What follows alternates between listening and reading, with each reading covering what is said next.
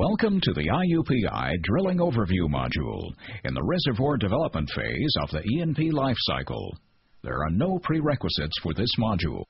This module will introduce you to the people who drill wells and the rig equipment they use.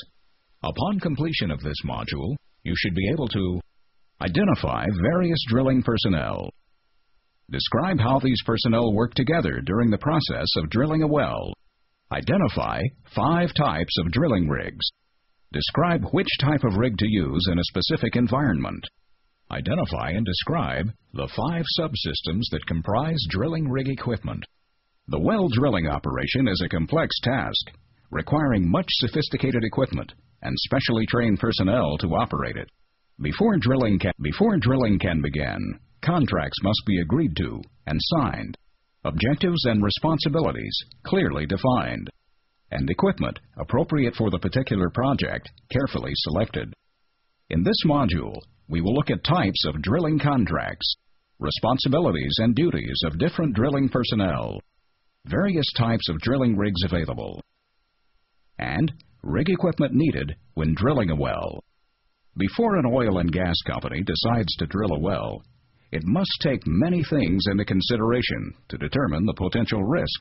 Oil and gas companies decide to drill a well only after they have completed an exhaustive investigation of the prospect by pooling together a tremendous amount of resources.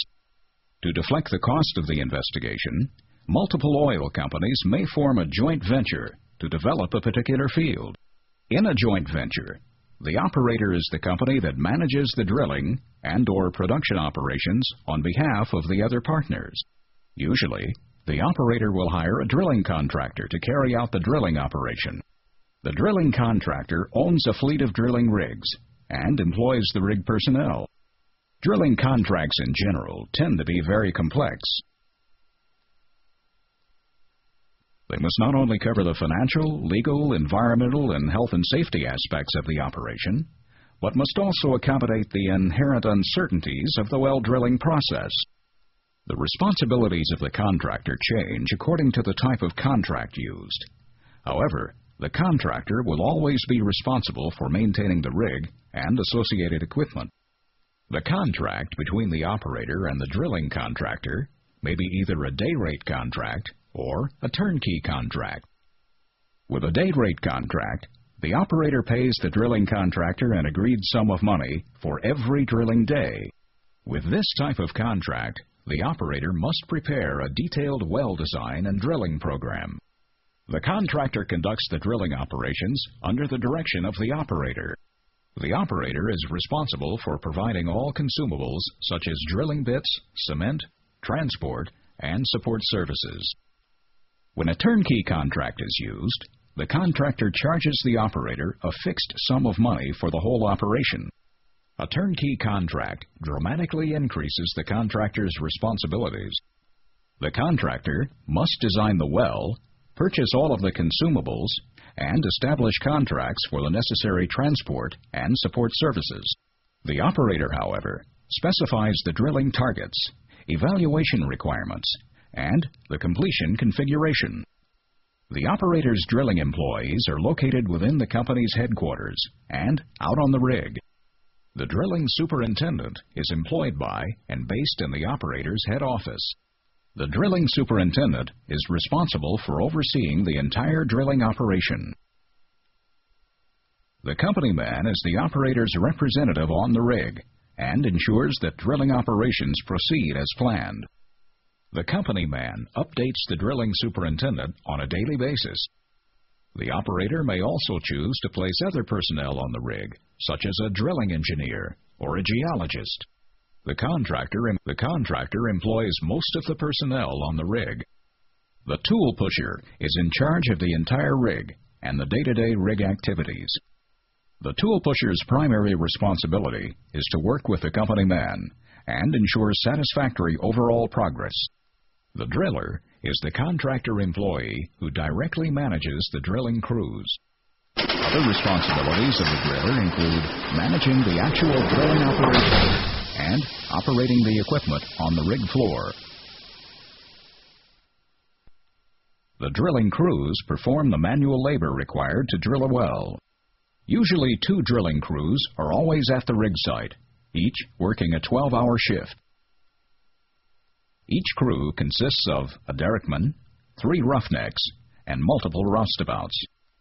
The derrickman is the crew member who handles the upper end of the drill string as it's being hoisted out or lowered into the hole.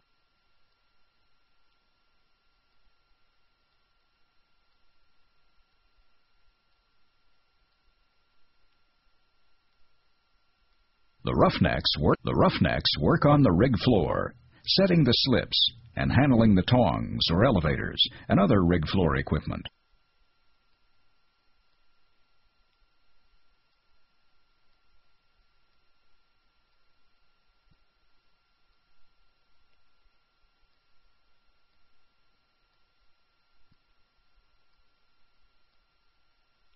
The roustabouts are general laborers who perform various tasks.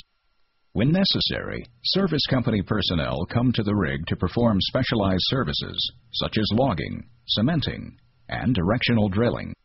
Sometimes a transportation service is needed to take personnel to and from the rig. Since reservoirs are found in a wide variety of geographical and geological settings, and since rig rental costs account for 1/4 of the total well costs, the drilling rig for a particular well must be chosen carefully. The drilling rig may either be a land rig or an offshore rig. Land rigs range from small basic rigs to large rigs designed for specific objectives or environments. Offshore rigs may be fixed or mobile rigs. Mobile rigs are further categorized as jackup rigs, semi-submersible rigs, and drill ships. A jackup rig has a floating hull and retractable legs, which can be jacked down to the seabed. This jacking operation continues until the hull lifts clear of the sea surface and the legs support the hull. Jackup rigs are used in shallow waters, up to 350 feet. A semi-submersible rig is not bottom supported, but is designed to float. Computer control thrusters counter the constant pushing of wind, waves, or current, and keep the rig positioned above the well. This type of rig is used in moderately deep water, up to 3,500 feet.